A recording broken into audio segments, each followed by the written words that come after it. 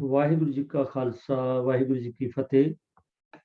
तो Gurmat class which सारियां संगतां दा बहुत बहुत स्वागत है जी।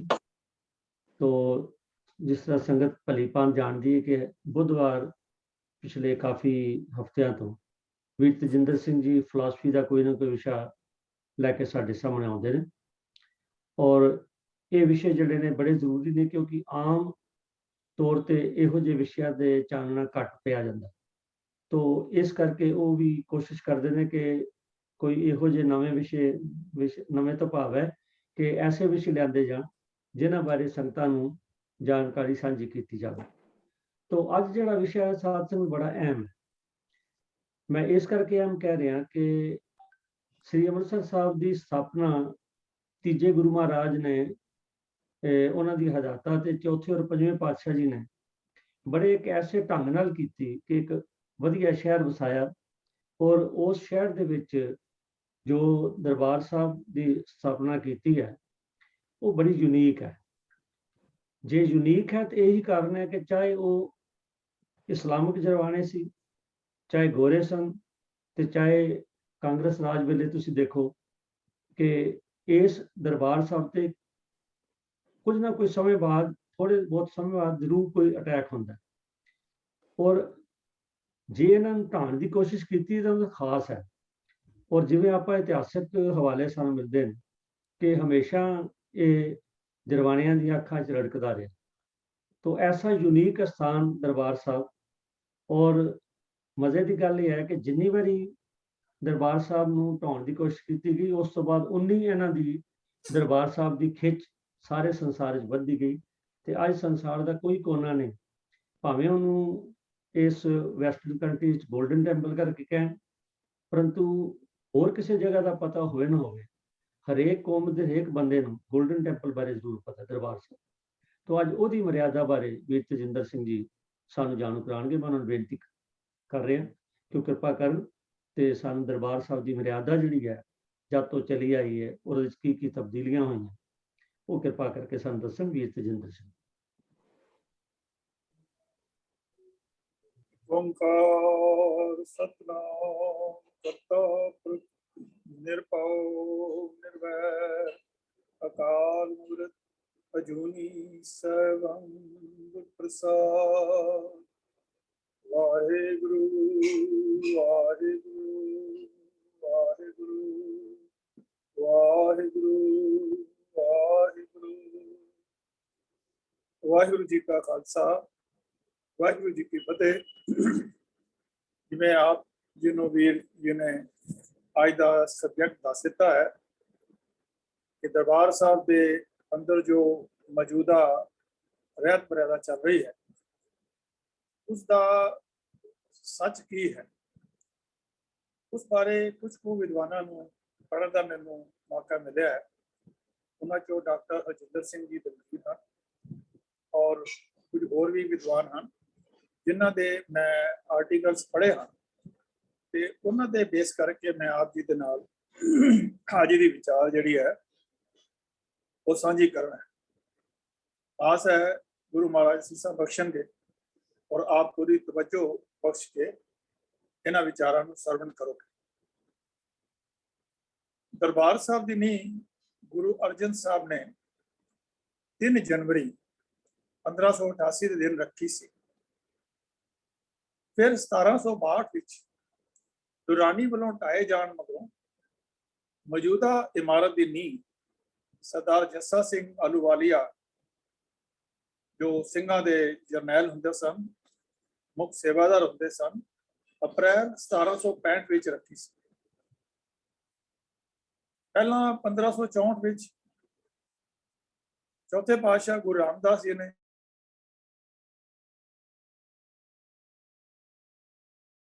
मुढ़ बनिया सी। उन्होंने सिर्फ अमृतसर सरोवर ही बनाया सी। गुरु हरगोबिंद साहब 1634 तक इस नगर में रहे सन।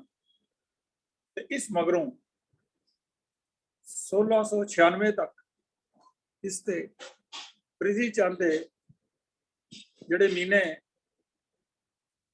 की औलाद का कब्जा रहा। 1699 ਵਿੱਚ ਭਾਈ ਮਨੀ ਸਿੰਘ ਜੀ ਨੇ ਇਸ ਦੀ ਸੇਵਾ ਸੰਭਾਲੀ। ਇਸ ਮਗਰੋਂ 1716 ਤੋਂ 1722 ਅਤੇ ਫਿਰ 1734 ਤੋਂ ਲੈ ਕੇ 1765 ਤੱਕ ਇਸ ਪਵਿੱਤਰ ਨਗਰ ਵਾਸਤੇ ਸਿੱਖਾਂ ਅਤੇ ਮੁਗਲਾਂ ਅਫਗਾਨਾਂ ਵਿਚਕਾਰ ਜੰਗ ਚੱਲਦੀ ਰਹੀ। 1765 ਤੋਂ ਇਸ ਦੇ ਸਿੱਖਾਂ ਦਾ ਪੱਕਾ ਕਬਜ਼ਾ ਹੋ ਗਿਆ। ਦਰਬਾਰ ਸਾਹਿਬ ਵਿੱਚ ਮੌਜੂਦ ਇਮਾਰਤ ਉਦੋਂ ਹੀ ਬਣਨੀ ਸ਼ੁਰੂ ਹੋਈ ਸੀ। ਇਸ ਮਗਰੋਂ ਇਸ ਨਗਰ ਤੇ ਭੰਗੀ ਮਿਸਲ ਦਾ ਕਬਜ਼ਾ ਰਿਹਾ ਅਤੇ ਦਰਬਾਰ ਸਾਹਿਬ ਦੀ ਸੇਵਾ ਸੰਭਾਲ ਮਿਸਲ ਸ਼ਹੀਦਾਂ ਕੋਲ ਰਹੀ। 1804 ਵਿੱਚ ਰਣਜੀਤ ਸਿੰਘ ਨੇ ਮਹਾਰਾਜਾ ਰਣਜੀਤ ਸਿੰਘ ਨੇ ਇਸ ਨਗਰ ਤੇ ਅੰਮ੍ਰਿਤਸਰ ਤੇ ਕਬਜ਼ਾ ਕਰ ਲਿਆ, ਪਰ ਦਰਬਾਰ ਸਾਹਿਬ ਦੀ ਸੇਵਾ ਸੰਭਾਲ ਮਿਸਲ ਸ਼ਹੀਦਾਂ ਕੋਲ ਹੀ ਰਹੀ। ਇਸ ਵੇਲੇ ਇਸ ਮਿਸਲ ਦੇ ਮੁਖੀ ਅਕਾਲੀ ਬਾਬਾ ਫੂਲਾ ਸਿੰਘ ਸਨ। ਜਦੋਂ ਮਹਾਰਾਜਾ ਰਣਜੀਤ ਸਿੰਘ ਨੇ ਅੰਮ੍ਰਿਤਸਰ ਫਤਿਹ ਕਰਨ ਵਾਸਤੇ ਆਪਣੀਆਂ ਫੌਜਾਂ ਲਿਆਂਦੀਆਂ ਤਾਂ ਅਕਾਲੀ ਬਾਬਾ ਫੂਲਾ ਸਿੰਘ ਜੀ, ਜੋ ਅਕਾਲ ਤਖਤ ਦੇ ਜਥੇਦਾਰ ਵੀ ਸਨ, ਉਹਨਾਂ ਨੇ ਮਹਾਰਾਜਾ ਰਣਜੀਤ ਸਿੰਘ ਨੂੰ ਸੰਦੇਹਾ ਭੇਜਿਆ ਕਿ ਤੂੰ ਠੀਕ ਹੈ, ਅੰਮ੍ਰਿਤਸਰ ਦੇ ਵੱਲ ਤੇ ਤੂੰ ਆਪਣੀ ਫੌਜ ਭੇਜੀ ਹੈ, ਲੇਕਿਨ ਦਰਬਾਰ ਸਾਹਿਬ ਵੱਲ ਫੌਜ ਭੇਜਣ ਦੀ ਹਿੰਮਤ ਨਾ ਕਰੀ। तो अकाली बाबा फूला सिंह का बड़ा उच्चा रुतबा सी, बड़े उच्चे सुच्चे जीवन वाले सन और बड़े जुझारू सन, जरनैल सन। उन्होंने दी इस गल नूं 1804 विच ही महाराजा रणजीत सिंह ने जो कब्जा किया, दरबार साहब वाले पासे फौज लैके आउण दी उन्हां हिम्मत ना की। महाराजा रणजीत सिंह ने शहर ते कब्जा करन मगरों शहर दा टैक्स वसूलण वाला एक ब्राह्मण रुलिया राम मिसर नूं बना दिता। आप रुलिया राम मिश्रा उस नूं टैक्स उगरान की जिम्मेवारी दे दी। इस रुलिया राम की हवेली गुरुद्वारा टाली साहब अमृतसर के सामने सी। उस इमारत विच 1647 तो मगरों भी उसके वारस रहंदे रहे सन। इस बारे जो अमर सिंह जी ने लिखत जफरनामा महाराजा रणजीत सिंह लिखा है, उसदे विच भी इसका जिक्र जड़ा है वो किया गया। इस लेखक मुताबिक पंडित गंगाराम दीवान नूं भी सब तो उच्चे अहुदियां विच एक अहुदा दिता गया। इस गंगाराम दियां बहुत ही सिख विरोधियां कार्रवाइयां सन, जिन्हां दा अकाली बाबा फूला सिंह जी डट के विरोध करते रहे और महाराजा रणजीत सिंह दे इस शहर के कब्जे दे विच जदों अकाली बाबा फूला सिंह जी की शहादत हो गई उस तो बाद इन्हां ब्राह्मण सलाहकारां ने रणजीत सिंह तो उसके राज के झंडे का रंग भी नीले तो सफेद ते फिर भगवा केसरी पीला करवा लिया। ब्राह्मण मिसर बस्ती राम रणजीत का खजानची सी। 1808 विच उसके मरण मगरों उसका पुत्र बेली राम खजानची बनया। मगरों बेली राम का भरा मिसर रूप लाल जलंधर का हाकम बनया ते मिसर सुखराज फौज का जरनैल। सो मेरा ये दसन तो भाव यह है कि महाराजा रणजीत सिंह के राज के अंदर जड़े भी उच्चे अहुदे सन, उन्हां उच्चियां दे अंदर एडमिनिस्ट्रेशन के अंदर ਜਿਹੜੇ ब्राह्मण सन उन्हां दा बोलबाला हो गया। रणजीत सिंह का धर्म अर्थ वजीर दान देन दे फैसले करने वाला एक ब्राह्मण होने करके उसके खजाने का बहुता वड्डा हिस्सा हिंदू मंदिरां नूं जांदा रहा। ये वजीर जानबुझ के दिखावे वजों कुछ रकम दरबार साहब नूं भेंट करवा दिंदा सी, पर उस तो कई गुना वधेरे मंदिरां नूं देवा दिंदा सी। रणजीत सिंह दे करोड़ों रुपए थानेसर नाथ, ध्यानपुर, पंडोरी ते तमताल ते जोगियां दे डेरे, दर्जना शिवाले दे मंदिर भी रणजीत सिंह तो वड्डियां रकमां हासिल करते रहे। ਉਦਾਸੀਆਂ ਤੇ ਨਿਰਮਲਿਆਂ ਦੇ ਡੇਰੇ ਵੀ ਚੋਖੀ ਰਕਮ ਵਸੂਲ ਕਰਦੇ ਰਹੇ। ਬ੍ਰਾਹਮਣ, ਵਜ਼ੀਰ ਤੇ ਡੋਗਰੇ ਵੀ ਅਕਾਲੀ ਫੂਲਾ ਸਿੰਘ ਨੂੰ ਆਪਣੇ ਰਾਹ ਦਾ ਇੱਕ ਵੱਡਾ ਰੋੜਾ ਸਮਝਦੇ ਸਨ। ਉਹ ਦਰਬਾਰ ਸਾਹਿਬ ਤੇ ਪੱਕਾ ਕਬਜ਼ਾ ਕਰਨਾ ਚਾਹੁੰਦੇ ਸਨ। ਇੱਥੋਂ ਸਾਨੂੰ ਇਹ ਪਤਾ ਲੱਗਦਾ ਹੈ ਕਿ ਇਹ ਬ੍ਰਾਹਮਣ ਜਿਹੜਾ ਲਾਣਾ ਸੀ, ਇਹਨਾਂ ਦੀ ਅਸਲ ਜੋ ਹੈ ਉਹ ਅੰਦਰੋਂ ਕੀ ਜਿਹੜੀ ਹੈ ਉਹ ਖਿਚੜੀ ਪੱਕ ਰਹੀ ਸੀ। ਉਹ ਚਾਹੁੰਦੇ ਸਨ ਕਿ ਕੋਈ ਵੀ ਸਿੱਖ ਜਰਨੈਲ ਜਿਹੜਾ ਹੈ ਉਹ ਇਸ ਦਰਬਾਰ ਸਾਹਿਬ ਦੇ ਨੇੜੇ ਤੇੜੇ ਵੀ ਨਜ਼ਰ ਨਾ ਆਵੇ, ਤਾਂ ਕਿ ਉਹ ਆਪਣੇ ਜਿਹੜੇ ਮਨਸੂਬੇ ਹਨ ਉਹਨਾਂ ਨੂੰ ਪੂਰਾ ਕਰ ਸਕਣ। ਇਸ ਕਰਕੇ ਉਹਨਾਂ ਦਾ ਇੱਕ ਨਵਾਂ ਪੈਂਤੜਾ ਪਾਇਆ। ਉਹਨਾਂ ਨੇ ਰਣਜੀਤ ਸਿੰਘ ਕੋਲ ਅਕਾਲੀ ਫੂਲਾ ਸਿੰਘ ਜੀ ਦੀ ਬਹਾਦਰੀ ਅਤੇ ਦਲੇਰੀ ਦੀਆਂ ਸਿਫਤਾਂ ਬੰਨ੍ਹਣੀਆਂ ਸ਼ੁਰੂ ਕਰ ਦਿੱਤੀਆਂ ਤੇ ਵਿਉਂਤਬੰਦੀ ਬ੍ਰਾਹਮਣ ਲਾਣੇ ਨੇ ਕੀਤੀ। ਇਸ ਮਗਰੋਂ ਉਸ ਰਾਹੀਂ ਅਕਾਲੀ ਫੂਲਾ ਸਿੰਘ ਜੀ ਨੂੰ ਉਹਨਾਂ ਜੰਗਾਂ ਵਿੱਚ ਭੇਜਣਾ ਸ਼ੁਰੂ ਕਰ ਦਿੱਤਾ ਜਿਹੜੀਆਂ ਬਹੁਤ ਹੀ ਖਤਰਨਾਕ ਹੁੰਦੀਆਂ ਸਨ। ਪਰ ਬ੍ਰਾਹਮਣ ਦੀ ਬਦਕਿਸਮਤੀ ਕਿ ਅਕਾਲੀ ਬਾਬਾ ਫੂਲਾ ਸਿੰਘ ਜੀ ਹਰ ਜੰਗ ਜਿੱਤਦੇ ਰਹੇ ਤੇ ਜਿਉਂਦੇ ਹੀ ਵਾਪਸ ਆ ਜਾਂਦੇ ਰਹੇ। ਅਖੀਰ ਡੋਗਰਿਆਂ ਨੇ ਅਕਾਲੀ ਬਾਬਾ ਫੂਲਾ ਸਿੰਘ ਨੂੰ ਨਸ਼ੌਰੇ ਵਾਲੀ ਜੰਗ ਦੇ ਅੰਦਰ ਧੋਖਾ ਦੇ ਕੇ ਉਹਨਾਂ ਦੀ ਉੱਥੇ ਜਿਹੜੀ ਹੈ ਉਹ ਮਰਵਾ ਦਿੱਤਾ ਤੇ ਅਫਗਾਨੀਆਂ ਗਾਜ਼ੀਆਂ ਨੇ ਦੇ ਨਾਂ ਲਾ ਦਿੱਤਾ ਕਿ ਉਹਨਾਂ ਨੂੰ ਅਫਗਾਨੀਆਂ ਤੇ ਗਾਜ਼ੀਆਂ ਨੇ ਸ਼ਹੀਦ ਕੀਤਾ। ਹੁਣ ਬ੍ਰਾਹਮਣਾਂ ਦਾ ਰੋੜਾ ਦੂਰ ਹੋ ਚੁੱਕਾ ਸੀ ਅਤੇ ਹੁਣ ਦਰਬਾਰ ਸਾਹਿਬ ਪੂਰੀ ਤਰ੍ਹਾਂ ਬ੍ਰਾਹਮਣ ਲਾਣੇ ਦੇ ਕਬਜ਼ੇ ਵਿੱਚ ਸੀ। ਇਹ ਅਸੀਂ ਗੱਲ ਕੀਤੀ ਹੈ ਕਿ ਬ੍ਰਾਹਮਣ ਜਿਹੜੇ ਆ ਲਾਣਾ ਸੀ, ਉਹਨਾਂ ਨੇ ਕਿਵੇਂ ਦਰਬਾਰ ਸਾਹਿਬ ਦੇ ਉੱਪਰ ਆਪਣਾ ਪੂਰਾ ਕਬਜ਼ਾ ਕਰਨ ਦੀ ਵਿਉਂਤ ਬਣਾਈ। ਹੁਣ ਅਸੀਂ ਗੱਲ ਕਰਦੇ ਹਾਂ ਕਿ ਉਦਾਸੀ ਸਾਧੂਆਂ ਦਾ ਕਿਵੇਂ ਇਸ ਸਿੱਖੀ ਦੇ ਅੰਦਰ ਔਰ ਇਸ ਦਰਬਾਰ ਸਾਹਿਬ ਦੇ ਅੰਦਰ ਕਿਵੇਂ ਉਹਨਾਂ ਨੇ ਆਪਣੀ ਘੁਸਪੈਠ ਕੀਤੀ। ਰਣਜੀਤ ਸਿੰਘ ਦੇ ਇਹਨਾਂ ਬ੍ਰਾਹਮਣ ਵਜ਼ੀਰਾਂ ਨੇ ਸਭ ਤੋਂ ਪਹਿਲਾਂ ਦਰਬਾਰ ਸਾਹਿਬ ਦੇ ਆਲੇ ਦੁਆਲੇ ਬਹੁਤ ਸਾਰੀ ਜ਼ਮੀਨ ਉਦਾਸੀਆਂ ਨੂੰ ਦਿਵਾਉਣੀ ਸ਼ੁਰੂ ਕਰ ਦਿੱਤੀ, ਜਿੱਥੇ ਉਹਨਾਂ ਨੇ ਅਖਾੜੇ ਤੇ ਡੇਰੇ ਬਣਾ ਲਏ, ਜਿੱਥੇ ਸਿੱਖ ਫਲਸਫੇ ਦੇ ਉਲਟ ਪ੍ਰਚਾਰ ਕੀਤਾ ਜਾਂਦਾ ਸੀ। ਮਗਰੋਂ ਇਹਨਾਂ ਡੇਰਿਆਂ 'ਚ ਸਿੱਖ ਤਵਾਰੀਖ, ਫਲਸਫੀ ਤੇ ਗੁਰਬਾਣੀ ਨੂੰ ਵਿਗਾੜਨ ਵਾਲੀਆਂ ਕਈ ਕਿਤਾਬਾਂ ਵੀ ਲਿਖੀਆਂ ਤੇ ਪ੍ਰਚਾਰੀਆਂ ਗਈਆਂ। ਹਾਲਾਂਕਿ ਗੁਰੂ ਦਾ ਚੱਕ ਅੰਮ੍ਰਿਤਸਰ ਦੀ ਇਹ ਸਾਰੀ ਜ਼ਮੀਨ ਦਰਬਾਰ ਸਾਹਿਬ ਦੀ ਸੀ, ਜਿਸ ਨੂੰ 1564 ਵਿੱਚ ਗੁਰੂ ਰਾਮਦਾਸ ਸਾਹਿਬ ਨੇ ਤੁੰਗ ਪਿੰਡ ਦੇ ਲੋਕਾਂ ਤੋਂ ਪੂਰਾ ਮੁੱਲ ਤਾਰ ਕੇ ਖਰੀਦਿਆ ਸੀ ਅਤੇ ਇਸ ਨੂੰ ਅੱਗੇ ਵੇਚਿਆ ਜਾਂ ਦਾਨ ਨਹੀਂ ਸੀ ਦਿੱਤਾ ਜਾ ਸਕਦਾ। ਹੁਣ ਦੇਖੋ ਕਿਸ ਤਰ੍ਹਾਂ ਇਹਨਾਂ ਨੇ ਆਪਣੇ ਜਿਹੜੇ ਇੱਥੇ ਅਦਾਰੇ ਬਣਾਏ, ਡੇਰੇ ਬਣਾਏ, ਉਹਨਾਂ ਡੇਰਿਆਂ ਦੇ ਅੰਦਰ ਗੁਰਮਤ ਦੇ ਵਿਰੁੱਧ, ਫਲਸਫੀ ਦੇ ਵਿਰੁੱਧ, ਇਤਿਹਾਸ ਦੇ ਵਿਰੁੱਧ ਜਿਹੜੀਆਂ ਕਿਤਾਬਾਂ ਲਿਖੀਆਂ ਤੇ ਉਹਨਾਂ ਦਾ ਪ੍ਰਚਾਰ ਕੀਤਾ ਦਰਬਾਰ ਸਾਹਿਬ ਦੇ ਇਹਨਾਂ ਬੰਗਿਆਂ ਦੇ ਵਿੱਚ। ਉਂਝ ਤਾਂ ਮਿਸਲਾਂ ਦੇ ਵੇਲੇ ਤੋਂ ਹੀ ਦਰਬਾਰ ਸਾਹਿਬ ਦੇ ਆਲੇ ਦੁਆਲੇ ਉਦਾਸੀਆਂ ਨੇ ਇੱਕ ਦੋ ਬੰਗੇ ਕਾਇਮ ਕਰ ਲਏ ਹੋਏ ਸਨ। ਅਕਾਲ ਤਖਤ ਸਾਹਿਬ ਅਤੇ ਦਰਬਾਰ ਸਾਹਿਬ ਦੇ ਵਿਚਕਾਰ, ਜਿੱਥੇ ਅੱਜ ਕੱਲ੍ਹ ਪੁਜਾਰੀਆਂ ਨੇ ਅਕਾਲ ਤਖਤ ਦਾ ਸਕੱਤਰੇਤ ਬਣਾਇਆ ਹੋਇਆ ਹੈ, ਅਕਾਲ ਤਖਤ ਸੈਕਟਰੀਏਟ, ਉਦਾਸੀ ਪ੍ਰੀਤਮ ਦਾਸ ਦਾ ਬੰਗਾ ਸੀ, ਜੋ ਉਸਨੇ 1775 ਵਿੱਚ ਬਣਾਇਆ ਸੀ ਅਤੇ ਇਸ ਦੇ ਬਾਹਰ ਆਪਣਾ ਉਦਾਸੀਆਂ ਦਾ ਭਗਵਾ ਝੰਡਾ ਲਾਇਆ ਸੀ। ਇਸ ਝੰਡੇ ਕਰਕੇ ਇਸ ਬੰਗੇ ਨੂੰ ਝੰਡਾ ਬੰਗਾ ਕਿਹਾ ਜਾਣ ਲੱਗ ਪਿਆ। ਇਹ ਉਦਾਸੀ ਝੰਡਾ 1841 ਵਿੱਚ ਝੰਡਾ ਬਣਵਾ ਦਿੱਤਾ ਔਰ ਇਹ ਝੰਡਾ ਝੱਖੜ ਨਾਲ ਡਿੱਗ ਪਿਆ 1841 ਵਿੱਚ। ਮਗਰੋਂ 1843 ਵਿੱਚ ਮਹਾਰਾਜਾ ਸ਼ੇਰ ਸਿੰਘ ਨੇ ਇਸ ਦੀ ਜਗ੍ਹਾ ਇੱਕ ਨਵਾਂ ਝੰਡਾ ਬਣਾ ਦਿੱਤਾ।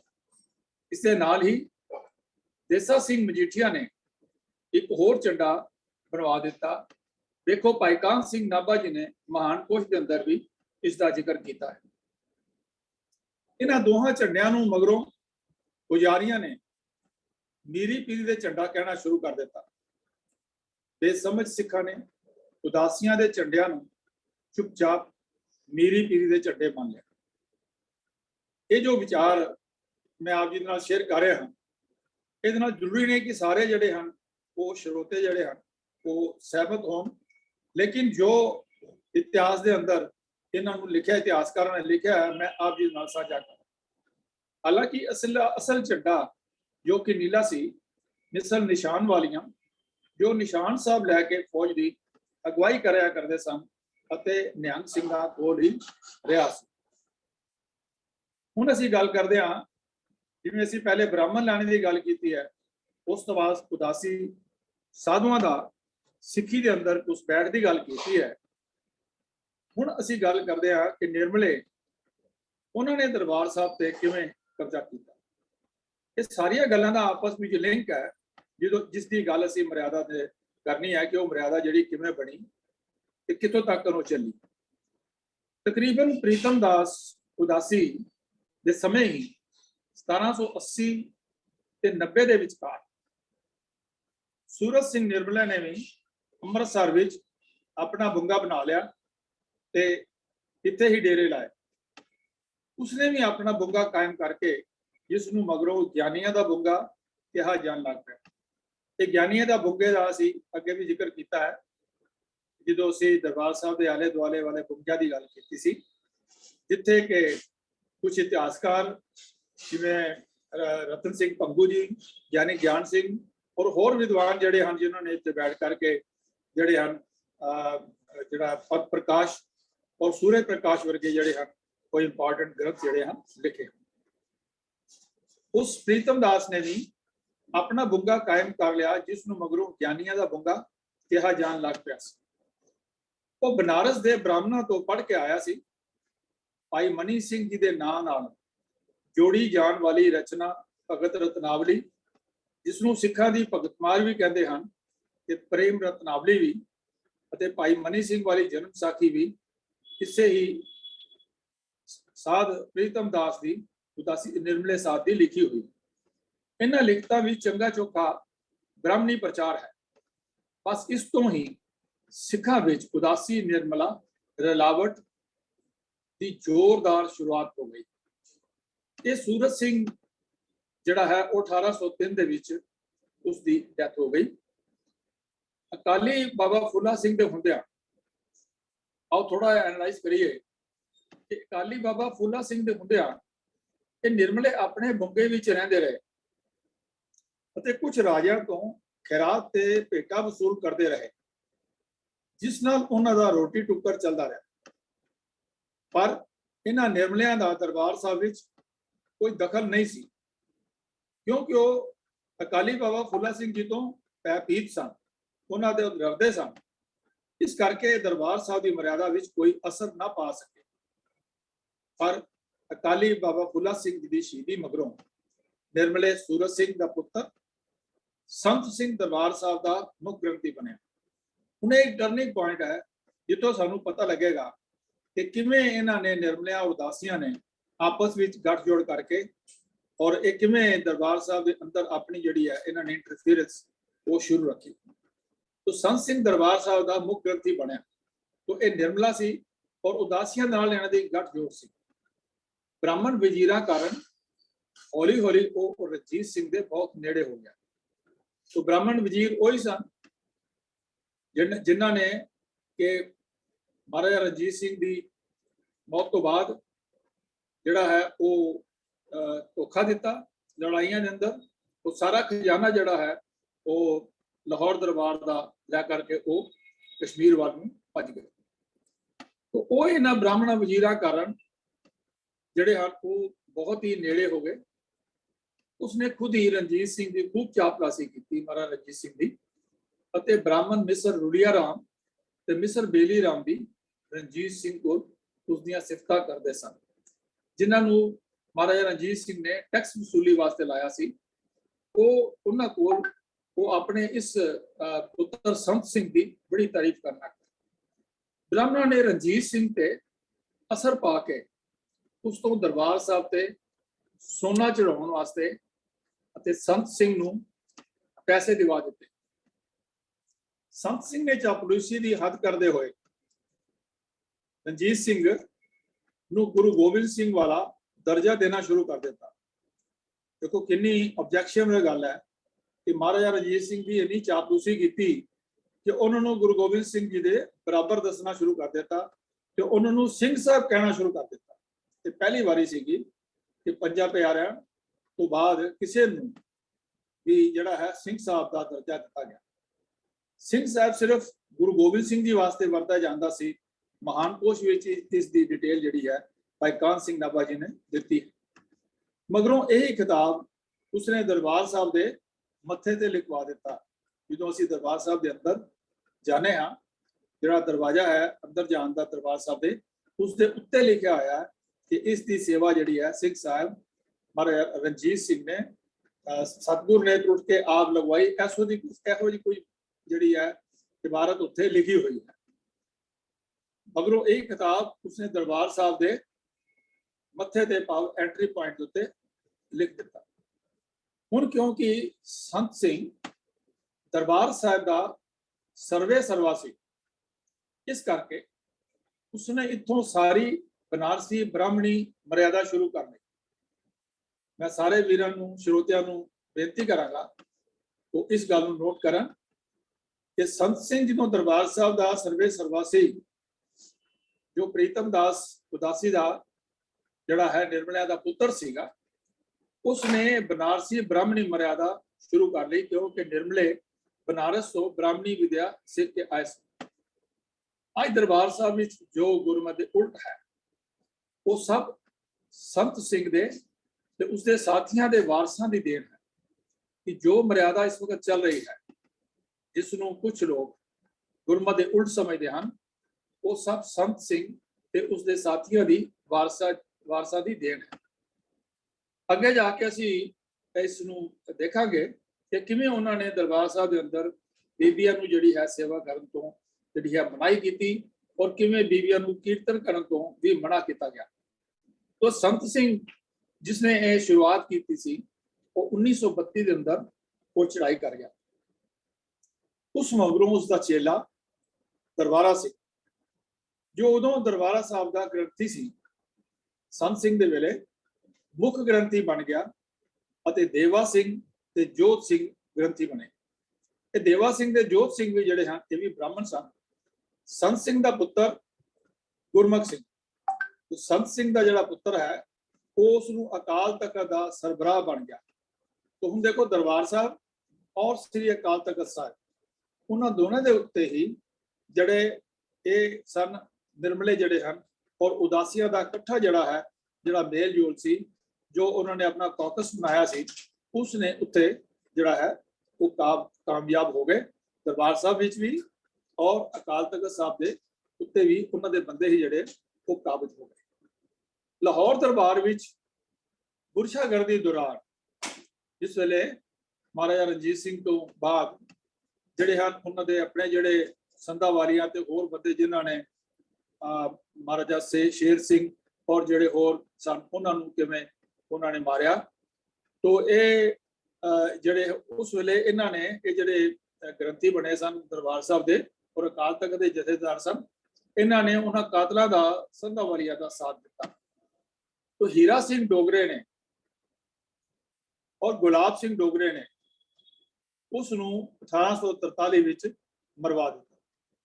ਉਸ ਮਗਰੋਂ ਪ੍ਰਦੁਮਨ ਸਿੰਘ ਭਾਵ ਜਿਹੜਾ ਅਕਾਲ ਤਖਤ ਦਾ ਸਰਬਰਾਹ ਗੁਰਮੁਖ ਸਿੰਘ ਸੀ, ਉਸ ਨੂੰ ਹੀਰਾ ਸਿੰਘ ਡੋਗਰੇ ਨੇ 1843 ਵਿੱਚ ਮਰਵਾ ਦਿੱਤਾ। ਉਸ ਮਗਰੋਂ ਪ੍ਰਦੁਮਨ ਸਿੰਘ ਅਕਾਲ ਤਖਤ ਦਾ ਸਰਬਰਾਹ ਬਣਿਆ ਤੇ 20 ਨਵੰਬਰ 1877 ਦੇ ਦਿਨ ਮੌਤ ਤੱਕ ਉਸ ਦਾ ਰਸਮੀ ਕੰਟਰੋਲ ਰਿਹਾ ਦਰਬਾਰ ਸਾਹਿਬ ਅਕਾਲ ਤਖਤ ਸਾਹਿਬ ਦੇ ਉੱਤੇ। ਗੁਰਬਿਲਾਸ ਪਾਤਸ਼ਾਹੀ ਛੇਵੀਂ, ਜਿਸ ਨੂੰ ਸੋਹਣ ਕਵੀ ਦੀ ਲਿਖਤ ਕਹਿ ਕੇ ਪ੍ਰਚਾਰਿਆ ਜਾਂਦਾ ਹੈ, ਉਹ ਇਸ ਗੁਰਮੁਖ ਸਿੰਘ ਸਰਬਰਾਹ ਅਕਾਲ ਤਖਤ ਉਸਦੇ ਸਾਥੀ ਦਰਬਾਰਾ ਸਿੰਘ, ਜੋ ਦਰਬਾਰ ਸਾਹਿਬ ਦਾ ਪੁਜਾਰੀ ਸੀ, ਨੇ 1830 ਅਤੇ 1840 ਦੇ ਵਿਚਕਾਰ ਲਿਖਿਆ ਸੀ। ਹੁਣ ਅਗੇ ਗੱਲ ਕਰੀਏ ਕਿ ਦਰਬਾਰ ਸਾਹਿਬ ਦੇ ਅੰਦਰ ਜਿਹੜੀ ਮਰਿਆਦਾ ਹੈ ਉਹ ਕਿਵੇਂ ਬਣੀ ਗਈ। ਦਰਬਾਰ ਸਾਹਿਬ ਦਾ ਅਖੌਤੀ ਦਸਤੂਰੇ ਅਮਲ ਭਾਵ ਜਿਸ ਨੂੰ ਰਹਿਤ ਮਰਿਆਦਾ ਕਹਿੰਦੇ ਆ, ਇਸ ਤਰ੍ਹਾਂ 1859 ਵਿੱਚ ਅੰਗਰੇਜ਼ਾਂ ਨੇ ਬ੍ਰਾਹਮਣ ਰਾਜਾ ਤੇਜਾ ਸਿੰਘ ਰਣਜੀਤ ਸਿੰਘ ਦੀ ਫੌਜ ਦਾ ਕਮਾਂਡਰ ਇਨ ਚੀਫ ਮਿਸਰ ਤੇਜ ਰਾਮ ਉਰਫ ਰਾਜਾ ਤੇਜਾ ਸਿੰਘ ਦੀ ਅਗਵਾਈ ਹੇਠ ਇੱਕ ਦਿਖਾਵੇ ਦੀ ਕਮੇਟੀ ਬਣਾ ਕੇ ਦਸਤੂਰੇ ਅਮਲ ਤਿਆਰ ਕਰਵਾ ਕੇ ਆਵਰੇਜ ਮਰਿਆਦਾ ਤਿਆਰ ਕਰਵਾ ਕੇ ਦਰਬਾਰ ਸਾਹਿਬ ਦਾ ਕੰਟਰੋਲ ਪੁਜਾਰੀਆਂ ਰਾਹੀਂ ਆਪਣੇ ਕਬਜ਼ੇ ਵਿੱਚ ਕਰ ਲਿਆ।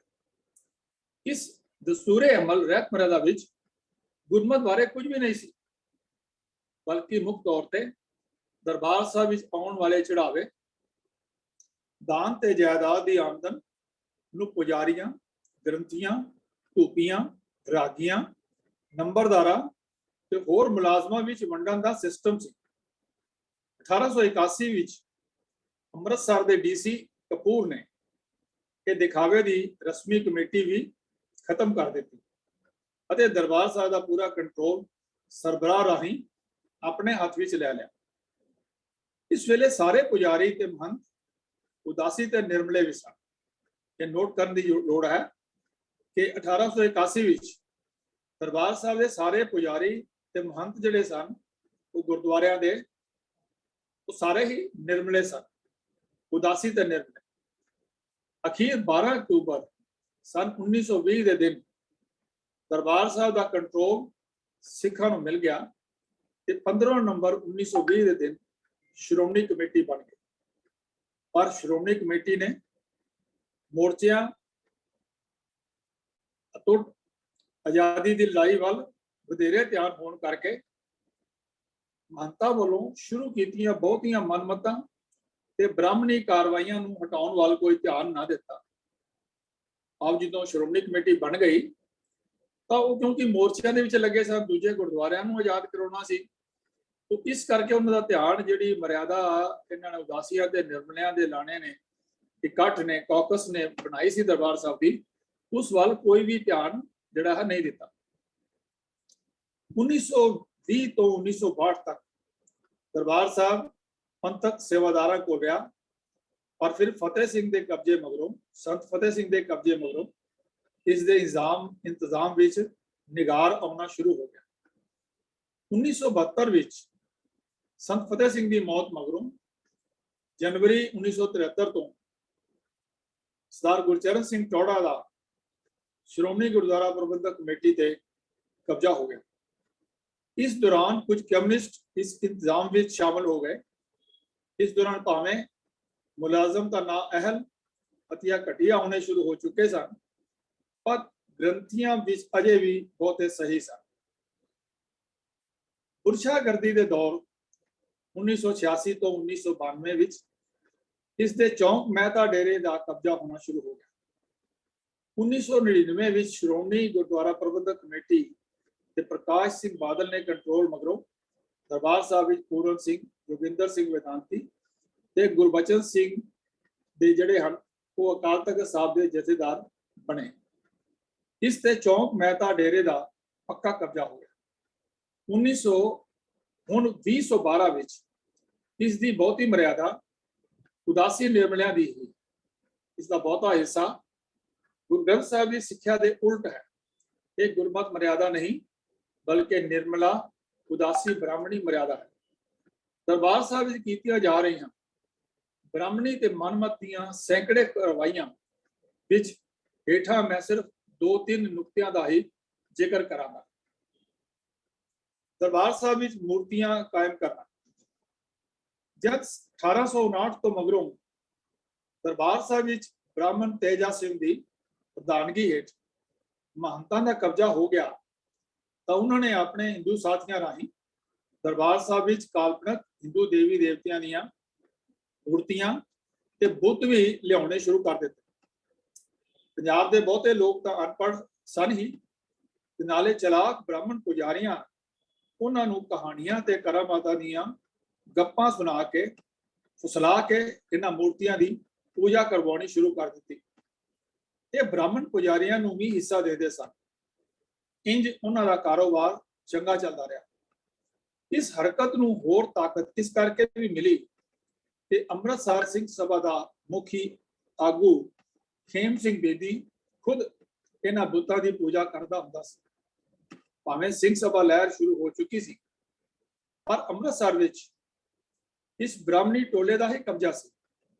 जब खेम सिंह टोले ने पुजारियों को प्रोफैसर गुरमुख सिंह के खिलाफ अखौती हुक्मनामा जारी करवाया तो इसके हक विच इस अमृतसरी धड़े ने एक मीटिंग बुलाई, जिस विच रावलपिंडी, अमृतसर, फरीदकोट और पहला दस्तखत कर चुकिया सिख सभावां के नुमाइंदे शामिल हुए। इस मौके ते एक सिख ने 40 नुक्तियां वाला एक 8 सफ़े का खुला खत वड्या। इस विच अमृतसरी धड़े ते सिखी दे उल्ट चलन के दोष लाए सन। उसनूं इस मीटिंग विचों कुट मार के कढ़ दिता गया। उस सिखां दे लाए इल्जामां विचों एक ये भी सी कि यह धड़ा हिंदू मूर्तियां की पूजा करदा करवाउंदा है।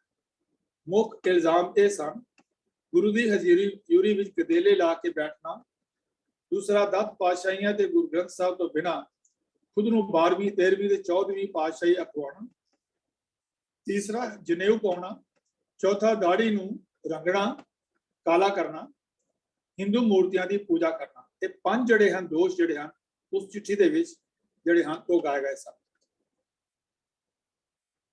ये गल काबिले जिक्र है कि दरबार साहब विच खेम सिंह बेदी टोले दे पुजारियों का कब्जा होने कारण पुजारियों की शह नाल परिक्रमा विच हिंदू काल्पनिक देवी देवतियां दी मूर्तियां दे पुत 1905 तक आउंदे रहे।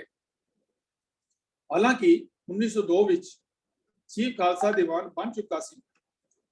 1905 विच अरूण सिंह 1865 तो 1926 दरबार साहब का सरबराह बन गया।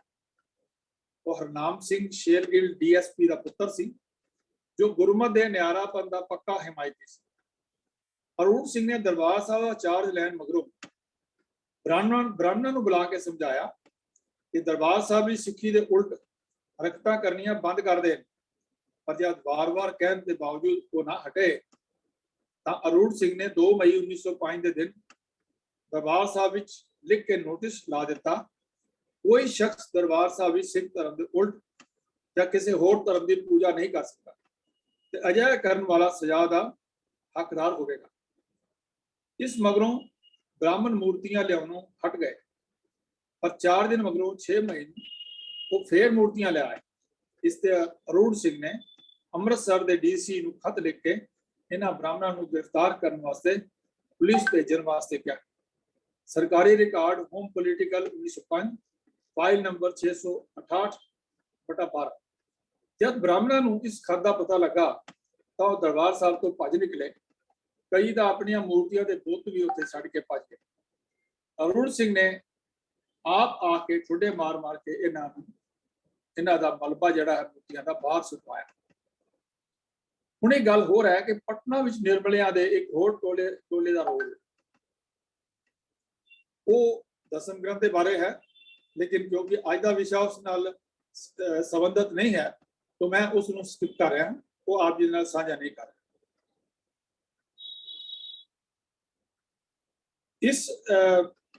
इस मगरों सोधक कमेटी 1897 तो 1902 वालों इसनूं जिहड़ा है उस ग्रंथ नूं जिसनूं दसम ग्रंथ कहते हैं उसका भी एक बहाना जिहड़ा खड़िया गया। दरअसल कमेटी भी अंग्रेजा ते खेम सिंह बेदी मौत 1905 की साजिश का नतीजा सी। खेम सिंह बेदी वो शख्स सी जिन्हां ने पुजारियों तो ही सिंह सभा लहर के एक मुखी आगू प्रोफैसर दर्शन सिंह प्रोफैसर गुरमुख सिंह के खिलाफ अखौती हुक्मनामा भी जारी कराया। खेम सिंह बेदी सरकार का खास एजेंट सी। उसनूं 28,272 एकड़ की जगीर मिली हुई सी ते 1893 विच सरकार ने उसनूं पंजाब कौंसल का मैंबर भी नामजद किया सी। बहुत सारे होर अहुदे ते खिताब भी दिते सन। तो किवें असीं नोट करिए कि अंग्रेज सरकार ने अपने समय के अंदर किवें जो सिक्खी के उल्ट चलने वाले बंदे सन, जो सिक्खी विच घुसपैठ कर रहे सन, उन्होंने किवें जिहड़ा है इन्हां ने जिहड़ा है प्रमोशन की। हुण गल देखिए बीबियां नूं सेवा कीर्तन ते होर कार्रवाइयां तो रोकना ये किवें दरबार साहब दे विच होया। 2003 विच दरबार साहब विच बीबियां नूं सेवा कीर्तन ते होर कार्रवाइयां करन तो रोकण का मुद्दा बहुत चर्चा विच आया सी। उस समय तो उदासी निर्मला डेयरिया के पुजारियों ने अखौती मर्यादा के नां ते बीबियां नाल वितकरा करना, उन्होंने दलील ये पेश की, उन्होंने अखौती दस्तूरे अमल का भी रौला पाया। दरअसल ये दस्तूरे अमल विच गुरमर्यादा बारे कुछ नहीं सी, जिवें असीं पहले विचार कर चुके हाँ, बल्कि मुख्य तौर पर दरबार साहब विच आउण वाले चढ़ावे आदि की वंड किवें होनी है उस बारे इहदे विच जिहड़ी है वो डिटेल सी। लेखक कहता कि मेरे पर क्योंकि किसी को उसकी कोई कापी नहीं सी, इस करके कोई इस बारे बहस ना कर सकिया। हालांकि हकीकत है कि बेबियां दे दरबार साहब विच कीर्तन कीते होने का सबूत भी मौजूद है। तो रतन सिंह भंगू जी ने प्राचीन पंथ प्रकाश के अंदर लिखा है कि जस्सा सिंह आलूवालिया जी की सत्कारयोग माता जी दरबार साहब विच कीर्तन कराया करते सी। उस बारे उन्होंने एक दोहरा और चौपाई जो है मैं आप जी नाल साझी करना हाँ, जो रतन सिंह भंगू जी ने प्राचीन पंथ प्रकाश साखी 91 सफा 94 के ऊपर अंकित की है। वो इस तरह जी, ऊती सिंगन की बेटी सोए, पिता पढ़ाई अक्षर तोए, गुरबानी तिसकंठ कनेरी, उती सिंगनी दोए पाकेरी, ओथी राकत गात्रे पाई, सिख संगत में पहुंचे जाए। तो ये दसिया है कि सिंघा की बेटी जिसनों पिता ने गुरबानी अखर और गुरबानी अखर और गुरमत अखर गुरमुखी अखर सिखाए सन और गुरबानी काफी उसनों कंठ सी। वो दोनों ही जड़े सिंघा दे जड़े हैं वो इतिहास के बारे जानकारी सी, वो हमेशा ही पोथी गुरबानी की अपने गात्रे नाल रखती सी और सिख संग जिथे भी सिख संगत होंदी सी उत्थे पहुंच जाती सी। बड़ी प्रात उठ चौंकी करे कि सवेरे बहुत सुखते उठ करके अमृत वेले वो गुरबानी का कीर्तन करती सी। समय संझा भी सोदर पढ़े और सांझ के समय शाम के टाइम सोदर भी पढ़ती सी। अगों दोहरा लिखते हैं, आप दुतारे वह फड़े बाल सोदासी प्रेम, दो वक्त चौंकी करे, ये थे उसके नेम। कि अपने परिवार की भी जिहड़ी है वो संभाल करती सी और बड़े प्रेम नाल करती सी और फिर दोनों वक्त जिहड़ी है वो अमृत वेले भी और शाम रास वेले भी उसके नेम भी शामिल सी जो वो गुरबाणी का कीर्तन करती सी। फिर अगे चौपाई लिखते हैं, जै सिख संगत होवे जोड़, जिथे सिख संगत जुड़ी हुंदी सी, जो सदे तिस करे न मोड़। ते जिस वेले संगत उसनूं सददी सी कि माता जी आप आओ के कीर्तन करो, तो अगों मना नहीं सन करते। रात दिनस कर जावे ताहें, रात होवे दिन होवे, वो कीर्तन करने वाले पहुंच जाते सन। कर चौंकी के शब्द सुनाए और कीर्तन करके गुरबाणी के शब्द सुनाते सन। हर मेले जावे गुरुद्वार, जो भी कोई गुरपुरब या कोई होर दिन दिहाड़ा होंदा सी, वो माता जी जस्सा सिंह आलूवालिया दे उत्थे जाते सन। खुंजे नहीं वह गुरु की कार, गुरु की सेवा करने विच, गुरु का काम करने वास्ते कीर्तन करने विच वो खुंजदे नहीं सन। जहां खालसे लाए दीवान, इत्थे खालसा दीवान लांदा सी, जाए करे शब्द चौकी गान, उत्थे जाके शब्द चौकी नाल गुरबाणी दे शब्दां दा गायन करते सन। बीबियां ते रंगरेटियां ते पाबंदी किसने लाई? ये बड़ा इंपॉर्टेंट पॉइंट है कि हमेशा ये पूछा जाता है कि दरबार साहब के अंदर पाबंदी किसने लाई, बीबियां क्यों सेवा नहीं कर सकदियां, बीबियां क्यों कीर्तन नहीं कर सकदियां। तो दरबार आओ इस वाले विचार करिए कि दरबार साहब विच बीबियां ते पाबंदियां सब निर्मलियां ਅਤੇ ਉਦਾਸੀਆਂ ਦੇ ਕਾਲ ਵਿੱਚ ਸ਼ੁਰੂ ਹੋਈਆਂ ਸਨ। ਉਹ ਔਰਤ ਨੂੰ ਨਫ਼ਰਤ ਕਰਦੇ ਸਨ।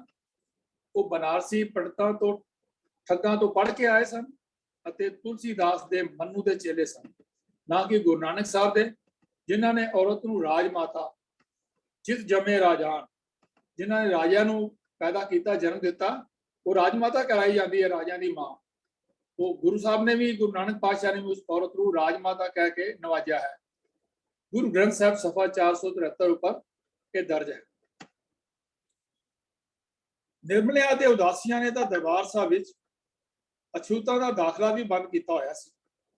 वो दोपहरे 11 बजे तो पहला ਦਰਬਾਰ ਸਾਹਿਬ ਵਿੱਚ ਵੜ ਨਹੀਂ ਸਨ ਸਕਦੇ, ਜਿਨ੍ਹਾਂ ਨੂੰ ਅਖੌਤੀ ਅਛੂਤ ਕਿਹਾ ਜਾਂਦਾ ਸੀ, ਉਹਨਾਂ ਨੂੰ ਦਰਬਾਰ ਸਾਹਿਬ ਵਿੱਚ 11 ਵਜੇ ਤੋਂ ਪਹਿਲਾਂ ਵੜਨ ਦੀ ਇਜਾਜ਼ਤ ਨਹੀਂ ਸੀ।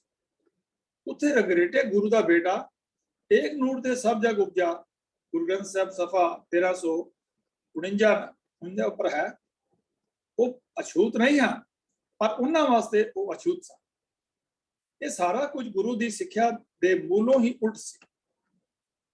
ਮੌਜੂਦਾ ਪੁਜਾਰੀਆਂ ਵਿੱਚੋਂ ਜੋ ਨਿਰਮਲਿਆਂ ਤੇ ਉਦਾਸੀਆਂ ਦੇ ਚੇਲੇ ਹਨ, ਉਹ ਔਰਤਾਂ ਨੂੰ ਸੇਵਾ, ਕੀਰਤਨ ਅਤੇ ਪੰਜ ਪਿਆਰਿਆਂ ਵਿੱਚ ਸ਼ਾਮਲ ਹੋਣ ਤੋਂ ਰੋਕਦੇ ਹਨ।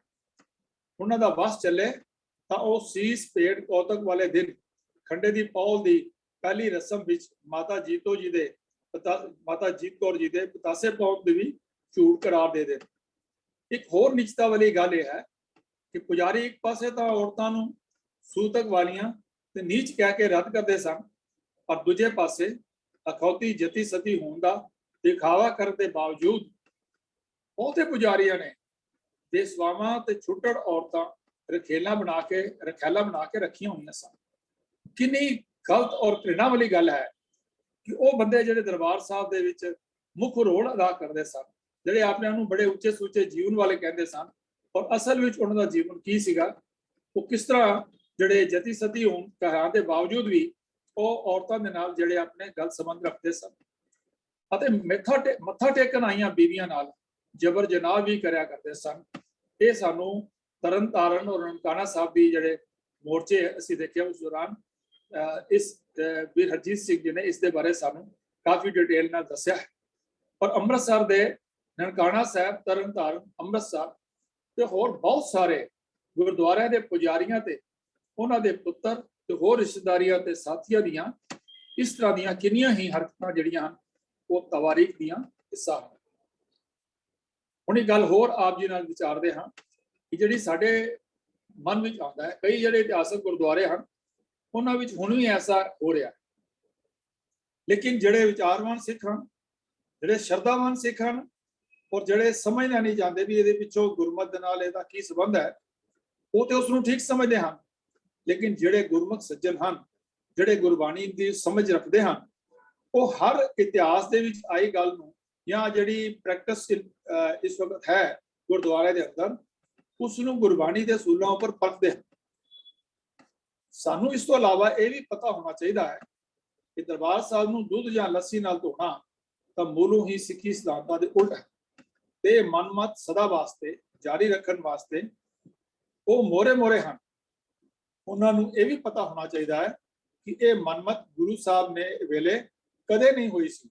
ਗੁਰੂ ਸਾਹਿਬ ਵੇਲੇ ਤਾਂ ਫਰਸ਼ ਦੀ ਹੀ ਮਿੱਟੀ ਦਾ ਸੀ ਤੇ ਉਸ ਨੂੰ ਲੱਸੀ ਨਾਲ ਧੋਣ ਦਾ ਸਵਾਲ ਹੀ ਨਹੀਂ ਸੀ।